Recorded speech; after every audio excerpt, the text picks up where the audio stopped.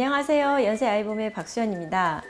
과거에 비해 결혼 연령이 높아지면서 임신 시도 커플 중에 만성질환을 동반하는 경우가 늘고 있는데요. 그 중에서도 특히 갑상선 질환은 가임기 여성에게 흔한 질환일 뿐만 아니라 남성과 여성 모두에게 그리고 난임과 밀접한 관련이 있습니다. 이는 갑상선 호르몬이 임신율이나 유산율에 영향을 미칠 수 있기 때문인데요. 그렇다면 갑상선 질환은 난임과 어떤 연관성이 있는지 자세히 알아볼까요? 갑상샘은 목 앞쪽 호두와 붙어있는 내분비 기관입니다. 신진대사에 관여하는 갑상선 호르몬을 분비해주고 체내에 필요한 에너지를 생산해서 우리 몸의 스트레스에도 대항하고 항상성을 유지시켜주는 역할을 합니다. 대부분 난임의 원인을 생식기관의 직접적인 문제만으로 생각하실 수 있는데 의외로 예상 못했던 기저질환이 확인되기도 하고 그중 난임 치료를 위해 내원하셨다가 갑상샘 질환을 진단받은 분들도 상당히 많습니다. 갑상샘 기능 이상은 남성보다 여성에서 5배 이상의 발생률을 보이고 있고 2016년부터 조금씩 환자 수가 늘고 있는 추세입니다. 우리 몸에서 열과 에너지를 만드는 데 필수적인 요소인 갑상샘 호르몬이 과다 분비되는 갑상샘 기능 항진증은 가슴 두근거림, 손발 떨림, 체중 감소, 땀 흘림 등의 증상, 그리고 생리불순이나 성욕감퇴 등이 나타나 임신에 영향을 미칠 수 있습니다. 반대로 갑상샘 기능 저하증은 갑상샘 호르몬의 양이 정상적으로 필요한 양보다 부족한 경우를 말합니다.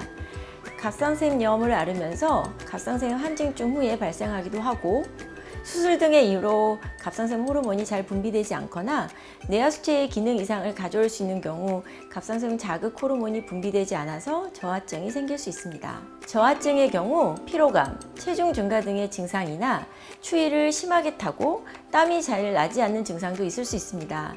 특히나 배란장애로 인한 무월경, 생리불순 등이 발생할 수 있는데 이는 난임의 원인이 되기도 합니다. 남성도 갑상샘에 문제가 있으면 난임 위험도가 높아질 수 있는데요. 피로, 체중 증가, 우울증, 탈모 등의 증상과 낮은 성욕이나 발기부전 등이 동반될 수 있고 특히 갑상샘 기능 저하증인 남성은 정자의 수와 정액의 질이 저하될 수 있다고 보고되고 있습니다. 따라서 임신 계획이 있다면 선정검사를 통해 갑상샘 기능을 미리 점검하는 것이 좋고 특히 갑상샘 질환의 가족력이나 과거력이 있거나 일형 당뇨를 비롯한 자가면역 질환이 있다면 반드시 갑상샘의 상태를 점검해 보아야 합니다. 또한 임신 후 증가하는 임신 호르몬이 갑상샘 자극 호르몬과 유사한 작용을 하므로 임신 전 갑상샘 질환이 없던 사람도 임신 후 갑상샘 질환으로 진단받을 수 있어 임신 전과 후 모두 갑상샘 기능을 살펴볼 필요가 있습니다. 이렇게 임신 후에도 갑상샘 건강검진이 아주 중요한 이유는 산모는 물론 태아에까지 영향을 미치기 때문인데요. 태아의 갑상샘은 임신 12주에서 13주부터 발생하기 때문에 그 이전에는 모체로부터 갑상샘 호르몬을 공급받게 됩니다. 만일 산모가 갑상샘 기능 저하증이라면 모체의 갑상선 호르몬이 부족해져 태아의 뇌신경 발달을 방해하고 조산, 저체중, 유산 등의 위험성이 높고 반면 갑상샘 기능 항진증인 산모는 갑상샘 호르몬의 과다 분비로 인해서 신부전 등의 합병증이 발생할 수 있습니다. 특히나 태아는 자궁 내 발육부진, 조산, 사산 등의 위험이 커지는 것으로 알려져 있습니다. 갑상샘 질환을 진단받았다면 서둘러 치료해야 합니다.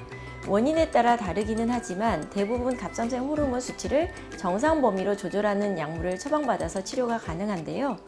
임신 전부터 갑상샘 질환을 먼저 치료하면서 임신을 준비하는 것이 좋습니다. 만약 임신 중 진단을 받게 되면 꾸준히 약을 유지하는 것이 중요합니다. 약을 끊게 되면 갑상샘 호르몬의 수치가 급격하게 변화가 되어 산모나 태아 모두에게 영향을 미칠 수 있기 때문인데요. 꾸준히 약을 복용하면서 추적 검사하시면 되겠습니다. 중요한 것은 임신 초기나 임신 시도 중에는 갑상샘 호르몬 치료를 좀 더 엄격하게 하기 때문에 산정검사로 갑상샘 호르몬을 검사해 보시길 권해드립니다. 갑상샘 질환에 대한 추가적인 질문사항이 있으시면 카카오톡 채널과 연세아이봄 홈페이지를 통해 질문을 남겨주세요. 확인 후 답변 드리겠습니다. 감사합니다.